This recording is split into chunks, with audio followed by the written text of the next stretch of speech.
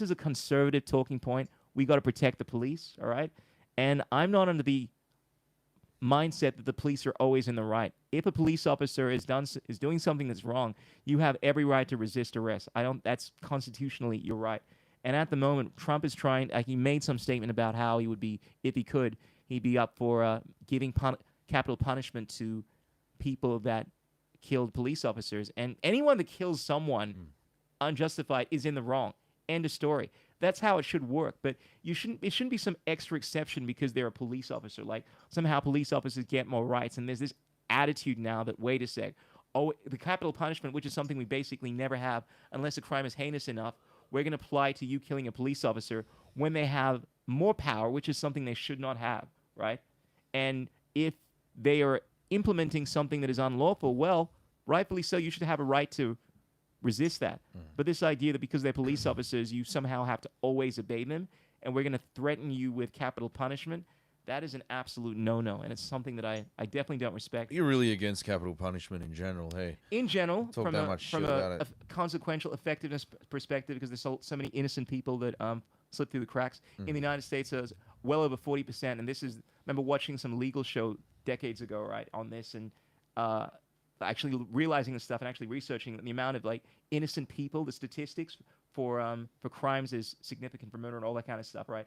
And then most of the people in jail are in jail for victimless crimes. So these are crimes where there is no victim. They haven't done anything wrong. It's just some legislation like, oh, wait a sec, you were in this area and you weren't wearing a mask, or hey, you taking this drug over here and now it's considered illegal. These are non-crimes, right?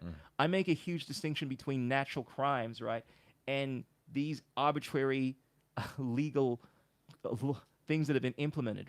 And the fact that there are some, look, capital punishment is something that should be only applied in the most heinous of crimes.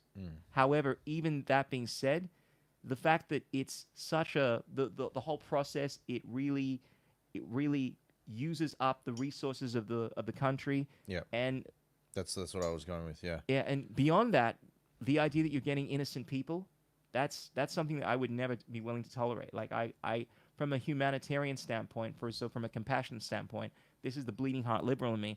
I wouldn't support something like that. My attitude would be, yeah, maybe throw them to some random part of the world, but don't end their lives. Right. What are your thoughts on that, man? Exile them. Yeah. I just kill them all because it costs too much money. Doesn't matter if you slip through the cracks. Fuck it. Yeah. Does it? Fuck yeah. So you being real now, or is this Yeah, I'm real. what if you? So you don't Do have you a problem? sit there and cry about some person that slipped through the cracks? Yeah, and- I You care actually? about justice, bro. That's I don't give a fuck. you don't care. It just- What if they're in? It costs money. Get what, rid of him. What if they're yours? What do you mean? What if they're your brother or your father? Ah, Yeah. that's See, the because then when you apply it to difference. yourself, That's the and what if you difference. have? If the it was notion- you, I would fight tooth and nail. Yeah, but it's funny how But- we do that, right? Our Oh, camp. yeah. It's like if it's like a lot of brothers would be like, I don't care if about it's a that black world, man- man. This is my world here. That's Yeah, what I well, care for. I'm trying to live in the world of agape, where I try to look at people as being, like you cast a wider net, and you look at. That's why I don't do the whole race, Black Lives Matter kind of thing. Do you find you lose yourself in that? Sorry, Do you find that you lose yourself in that? lose myself in Right, that you're world casting a perspective. huge wide net. You're caring about Oh, every it issue get- and every person, everything Yeah. like that. Isn't Oh, that no. like hard to be grounded in? You know what I mean? Do you No, because struggle with this? I am philosophically grounded in it, and having said that, it doesn't mean that I don't have biases. When it comes to, I have favorites in the same way I have my close friends, my family, and so forth that I have as closer to me and I care more about. That being said, when it comes to justice, to quote Martin Luther King, a threat to justice anywhere is a threat to justice everywhere.